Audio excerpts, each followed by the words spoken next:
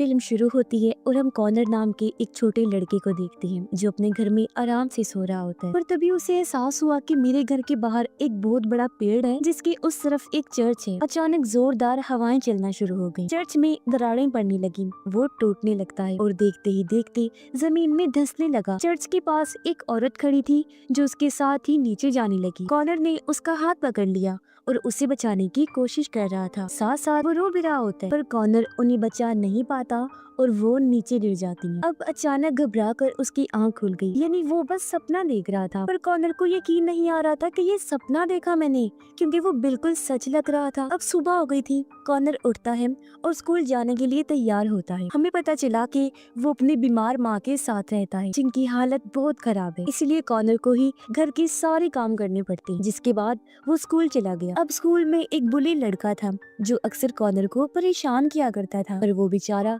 हमेशा की तरह आज भी उसे नजरअंदाज करके घर आ जाता। शाम को कॉनर अपनी माँ के साथ टाइम गुजार रहा होता है और ये उसके दादा के प्रोजेक्टर पर पुरानी मूवी देखने लगते हैं जिसमें कोई इंसान एक टावर से नीचे गिर रहा है। ये देख कॉनर को अपने सपने के बारे में याद आया, यानी जब चर्च टूट रहा था और वहाँ से भी कोई औरत नीचे गिर रही, तो वो सोचता है क्यों न मैं इस सपने को कागज पर बना दूं। जो सोच कर याद करके वो ड्राइंग बनाने लगता है। जैसे जैसे कॉनर ड्रॉ कर रहा था वैसे ही उसके घर के बाहर जो बड़ा सा पेड़ था यानी चर्च के पास, वहाँ की जमीन अचानक फटने लगी और नीचे से एक बहुत बड़ा मॉन्स्टर जमीन को चीरकर बाहर आता है। तो कॉनर की तरफ ही बढ़ रहा था और जैसे घड़ी पर 12:07 होते हैं वो कॉनर की खिड़की के पास आकर उसे आवाज लगाने लगता है। ये देख कॉनर काफी डर गया और इधर उधर छुपने की कोशिश करता है, पर मॉन्स्टर उसे हाथों में उठाता है और उसे अपने पास लाकर कहता है कि तुम मुझसे डरो नहीं, मैं तुमसे दोस्ती करना चाहता हूँ और तुम्हें कहानियाँ सुनाना चाहता हूँ, सुन लो। इस पर कॉनर कहता है कि नहीं, क्योंकि तुम एक मॉन्स्टर हो तो ना तो मैं तुमसे दोस्ती कर सकता हूँ और ना ही कहानियाँ सुन सकता हूँ। अब ये सुनकर मॉन्स्टर को गुस्सा आ गया,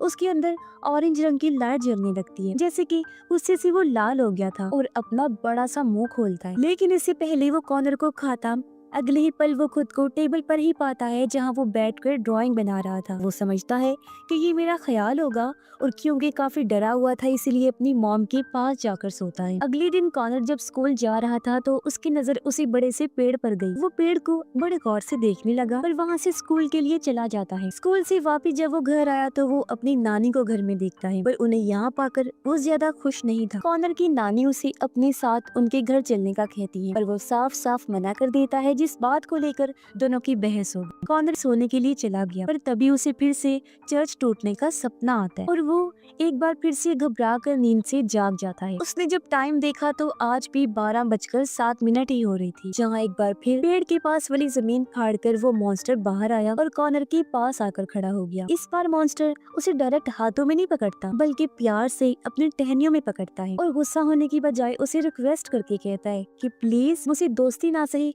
पर कहानियां तो सुन लो। जहाँ इस बार कॉनर भी आराम से उसकी कहानियां सुनने को तैयार हो गया और तब मॉन्स्टर उसे राजा रानी और उनके बच्चों की कहानियां सुनाता है कि काफी सालों पहले राजा रानी और उनके बच्चे एक बड़े से महल में रहा करते थे। वो बहुत आलीशान जिंदगी गुजार रहे थे और बहुत खुश। और एक दिन कुछ बुरे लोगों ने यहाँ हमला कर दिया, जिस हादसे में रानी और उनके बच्चे मारे। सिर्फ राजा और उनका एक पोता ही जिंदा बचे थे। राजा अपने पोते से बहुत प्यार करते, उसका ख्याल रखते थे। फिर एक दिन राजा दूसरी शादी कर लेते। अब जो नई रानी थी वो बहुत ही इवल, बुरी और लालची औरत। उसने राजा को मारने की कोशिश भी की लेकिन हमेशा नाकाम रही। मगर फिर एक दिन राजा की उम्र ज्यादा होने की वजह से उनकी मौत हो गई। राजा की दूसरी वाइफ इवल रानी किंगडम पर कब्जा कर लेती है और ये बहाना लगा देती है कि राजकुमार क्योंकि अभी इतना बड़ा नहीं हुआ कि वो राजगद्दी संभाल सके, इसलिए किंगडम को मैं संभालूं। अब इस बात से राजा के पोते राजकुमार को बहुत गुस्सा आया और वो अपना महल छोड़कर गांव में चला गया और वहीं रहना शुरू कर दिया, जहां उसने रानी की सच्चाई सबको बताई कि उसने किंगडम पर कब्जा कर लिया है, हालांकि राजगद्दी का हकदार मैं हूँ। फिर गाँव वालों ने इसी मॉन्स्टर की मदद ली और उन्होंने रानी पर हमला कर दिया और उसे हरा दिया, जिस वजह से राजकुमार को अपनी जगह वापस मिल जाती है और ये कहानी भी इधर ही पूरी हो गई। कहानी सुनने के बाद कॉनर मॉन्स्टर से पूछता है कि इस कहानी में बुरा कौन था। तो मॉन्स्टर कहता है कि इसमें कोई बुरा नहीं था, इंसान अपने कामों की वजह से अच्छा या बुरा बनता है। अब ये इंसान पर है कि वो कौन सा रास्ता चुनता है, अच्छाई का या फिर बुराई का। कॉनर मॉन्स्टर से कहता है कि मैं अपनी नानी के साथ नहीं रहना चाहता, मैं क्या करूं, कैसे बचूं उनसे। इस पर मॉन्स्टर कहता है कि तुम्हारी नानी से तुम्हें कोई मसला नहीं, बल्कि तुम्हें किसी और से बचने की जरूरत है। अब यहीं पर मॉन्स्टर का टाइम खत्म हुआ और वो वापस चला जाता है, जबकि कॉनर भी अपने घर आ गया। अगले दिन स्कूल से लौटने के बाद कॉनर देखता है कि उसकी माँ की हालत काफी खराब है। वो उसे बताती है कि बेटा, मेरा जो इलाज हो रहा है वो मुझ पर काम नहीं कर रहा, तो नए इलाज के लिए मुझे अब हॉस्पिटल में ही दाखिल होना पड़ेगा। जो सुनकर कॉनर को बहुत दुख होता है। आगे उसकी मॉम बताती है कि बेटा, जब मैं नहीं रहूंगी तो तुम्हें अपनी नानी के साथ ही रहना होगा, और हाँ बेटा, उन्हें तंग मत करना और उनकी हर बात मानना। अब अपनी मॉम की बात मानकर वो राजी हो गया और अपनी नानी के साथ उनके घर रहने चला जाता है। दरवाजे की बेल बजी। उसने जब जाकर चेक किया तो उसके डैड आए थे, जिन्हें देखकर वो काफी खुश हो गया और उनके साथ घूमने पार्क में चला जाता है। जब वो खाना खाने गई तो कॉनर अपने डैड को कहता है, पापा, मैं आपके साथ ही रहना चाहता हूँ, ना कि नानी के साथ। इस पर उसके डैड कहते हैं, बेटा, मैं तुम्हें अपने साथ रखूंगा, पर अभी नहीं। मेरा भी दिल चाह रहा है कि तुम्हें ले चलूं, पर हालात अभी काफी खराब है। फिलहाल के लिए तुम्हें अपनी नानी के साथ ही रहना होगा। और फिर वो कॉनर को नानी के घर के बाहर छोड़ देती है और दुखी होकर वो भी अंदर चला जाता है। अब आज रात भी जैसे ही 12:07 होते हैं तो मॉन्स्टर फिर से कॉनर से मिलने आया और उसे दूसरी कहानी सुनाता है कि काफी सालों पहले एक गाँव में एक फादर रहा करती थी। अब वही एक डॉक्टर हकीम भी था, जो जड़ी बूटियों से दवाइयाँ बनाया करता था और उसके इलाज से कोई भी बीमारी ठीक हो सकती थी। एक दिन डॉक्टर एक जादुई पेड़ के पास गया ताकि उस पेड़ की जड़ी बूटियां वो ले सके दवाई बनाने के लिए, पर फादर भी वहाँ आते हैं और उसे कोई भी चीज पेड़ से लेने से मना कर देती है, जिस वजह से डॉक्टर को ऐसे खाली हाथ वापस लौटना पड़ता है। पर एक दिन फादर की 2 बेटियां बहुत ज्यादा बीमार हो गई और उन पर किसी भी इलाज का कोई असर नहीं हो रहा था। इसीलिए फादर उसी डॉक्टर के पास गए और उसे काफी गिड़गिड़ा कर कहते हैं कि प्लीज मेरी मदद करो, उसी पेड़ से दवाई बनाकर मेरे बच्चों को दो ताकि उनकी बीमारी भी ठीक हो सके, जो किसी इलाज से नहीं हो रही। पर डॉक्टर फादर को मना कर देते हैं कि सॉरी, इसमें मैं आपकी मदद नहीं कर सकता, क्योंकि फादर की वजह से कई सारे लोगों की मौत हुई। और फिर हम देखते हैं कि यही मॉन्स्टर उस फादर का पूरा घर तोड़ रहा होता है। साथ में खड़ा कॉनर भी ये देखकर उस घर को तोड़ने लगता है, पर अगले ही पल वो खुद को घर में पाता है और देखता है कि गुस्से में उसने फादर का घर नहीं तोड़ा, बल्कि अपने नाना और नानी का सारा सामान ही तोड़ दिया है। अब कुछ टाइम के बाद नानी घर आई, वो भी कॉनर की ये हरकत देख लेती है। वो हैरान तो होती है, पर उस पर ना गुस्सा करती है और ना ही सजा देती है, क्योंकि उन्हें भी इस बात का एहसास था कि कॉनर एक बहुत ही मुश्किल टाइम से गुजर रहा है, जहाँ उसे पता है कि मेरी माँ को जानलेवा बीमारी है और वो ज्यादा टाइम तक जिंदा नहीं रहने वाली, उसे छोड़कर हमेशा के लिए चली जाएंगी। अब अगले दिन कॉनर हॉस्पिटल में अपनी मॉम से मिलने गया। वो देखता है कि माँ की हालत और ज्यादा खराब हो गई है। तब उसकी मॉम बताती है कि बेटा, ये नया इलाज भी मुझ पर असर नहीं कर रहा, जिस वजह से कॉनर बहुत दुखी हो जाता है। और जब रात को मॉन्स्टर उससे मिलने आया तो कॉनर उसे कहता है कि प्लीज मेरी माँ को ठीक कर दो, पर मॉन्स्टर कहता है कि सॉरी, लेकिन इसमें मैं तुम्हारी कोई मदद नहीं कर सकता। तब दुखी होकर वो अपने घर वापस आ जाता है। अगले दिन कॉनर जब स्कूल गया तो वही बुली लड़का उसे कहता है कि आइंदा के बाद वो कॉनर को परेशान नहीं करेगा। इसलिए नहीं कि वो सुधर गया है, बल्कि इसलिए क्योंकि कॉनर ज्यादा नजर नहीं आता, हालांकि वो तो स्कूल आया करता था। अब आज दोपहर को मॉन्स्टर स्कूल आ जाता है, जो सिर्फ कॉनर को ही नजर आ रहा था। मॉन्स्टर अब उसे एक इनविजिबल आदमी की कहानी सुनाता है। इनविजिबल यानी कि जो होता तो है पर वो दिखाई नहीं देता। मॉन्स्टर कहता है कि वो इनविजिबल इसलिए नहीं था कि वो गायब था, नजर नहीं आता था, बल्कि वो इसलिए था क्योंकि लोगों ने उसे नजरअंदाज करके अनदेखा कर दिया था। अब ये सुनकर कॉनर को बुले लड़के की बात याद आती है कि अब कॉनर स्कूल में ज्यादा नजर नहीं आता। वो सोचता है कि इसका मतलब उसने मुझे अनदेखा कर दिया। ये सोच उसे गुस्सा आ गया और वो बुले लड़के पर हमला करके उसे मारने लगता है। ये चीज भी उसने मॉन्स्टर की मदद से की। बुले लड़के को काफी चोटें आती हैं, इतनी कि उसे हॉस्पिटल दाखिल करवा दिया जाता है। पर इस हादसे के बाद स्कूल के सारे बच्चे कॉनर को जानने लगे।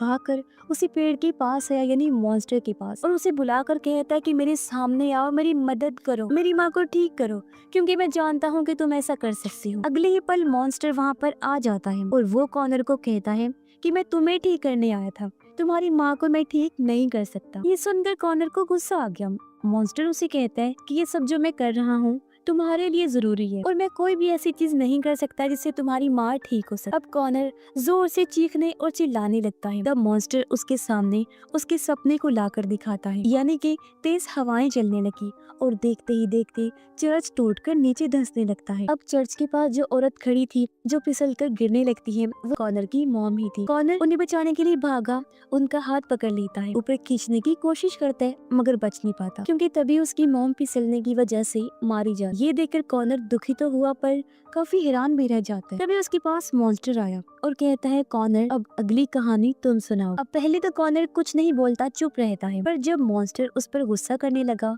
तो वो अपनी कहानी सुनाने लगता है। वो बताता है कि मैंने हमेशा अपनी माँ को दर्द में देखा है, मैं उनसे बहुत प्यार करता हूँ तो उनकी तकलीफ मुझसे देखी नहीं जाती। मैं हमेशा गॉड से दुआ करता था कि वो मेरी माँ के दर्द को कम कर दे और मुझे उम्मीद थी कि वो ठीक हो जाएंगे। अब मॉन्स्टर उसे कहता है पर तुम्हें अपनी माँ की ऐसी हालत को कबूल करना होगा। कॉनर कहता है कि नहीं कर सकता क्योंकि हर एक सपने में मैं अपनी माँ को बचाने की कोशिश करता हूँ, साथ ही उनकी बीमारी ठीक होने का मुझे बहुत यकीन भी होता है। ये सुनकर मॉन्स्टर कहता है पर ये तुम्हारा पूरा सच नहीं है। तुम भले ही अपनी माँ के लिए दुआएं करते हो, उन्हें बचाने की कोशिश करते हो, पर कहीं ना कहीं तुम भी अपनी माँ की ऐसी हालत देखकर थक गई हो। तुम उनका ख्याल रखते रखते तंग आ चुकी हो, इसलिए अक्सर उन पर गुस्सा भी करती हो और तुम ये तो चाहती हो कि उनका दर्द ठीक हो जाए, पर ऐसे नहीं कि वो जिंदा रहे बल्कि ऐसे कि वो गॉड के पास चली जाए क्योंकि तुम अकेले उनका ख्याल नहीं रख सकते। जब रोते हुए कॉनर भी इस बात पर एग्री करता है कि हाँ ऐसा ही है, तुम ठीक कह रही हो, ऐसा मैंने कई बार सोचा है पर हकीकत में मैंने ऐसा करने का कभी नहीं चाहा। तब मॉन्स्टर कहता है कि तुम्हें अब इस कड़वे सच को अपनाना होगा, तुम बार बार उन्हें रोक रही हो और अब तुम्हें उन्हें जाने देना है। तुम ऐसा करते हो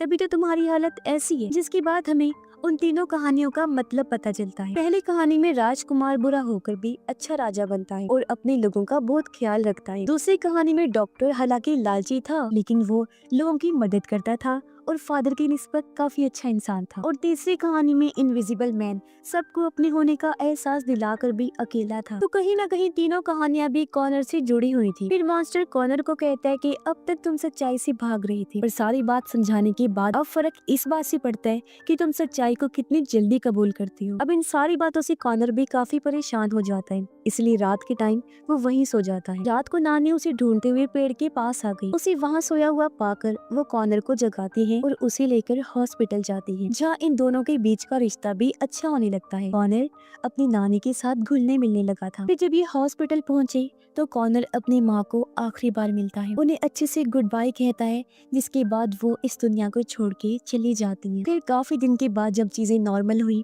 तो उसकी नानी कॉनर को उसकी मॉम का पुराना कमरा दिखाती है जो अब उन्होंने कॉनर के लिए रेडी करवा दिया था। वो जब कमरे में गया तो उसे अपनी माँ की पुरानी डायरी मिलती है जिसमें उन तीनों कहानियों की ड्राइंग बनी हुई थी और तो और उसकी माँ ने इस मॉन्स्टर की ड्राइंग भी बनाई हुई। यानी जब वो छोटी बच्ची थी तो उन्हें भी ये मॉन्स्टर दिखाई दिया करता था और वो उसके कंधे पर बैठी होती। अब यहाँ से हमें पता चलता है कि पूरी मूवी में कॉनर को जो मॉन्स्टर दिखाई दिया करता था वो बस उसकी इमेजिनेशंस थी, यानी उसका ख्याल जो सिर्फ कॉनर के दिमाग में ही चला करता था और किसी को भी दिखाई नहीं दिया करता था क्योंकि असली दुनिया में वो था ही नहीं। और वो मॉन्स्टर उसकी इमेजिनेशंस में आकर उसे उसकी माँ की मौत के बारे में समझाने की कोशिश कर रहा था ताकि वो कड़वे सच को जल्दी कबूल कर पाए कि उसकी मॉम उसे हमेशा के लिए छोड़ के जाने वाली है। इसीलिए तो मॉन्स्टर उसे कह रहा था कि मैं तुम्हें ठीक करने आया हूँ, क्योंकि कॉनर इस बात को कभी सोच नहीं सकता था कि मेरी माँ मुझसे दूर जा सकती। वो तो बस थक जाने की वजह से सोचता था कि मेरी माँ का दर्द दूर हो जाए, पर मॉन्स्टर उसे उसकी माँ के ख्याल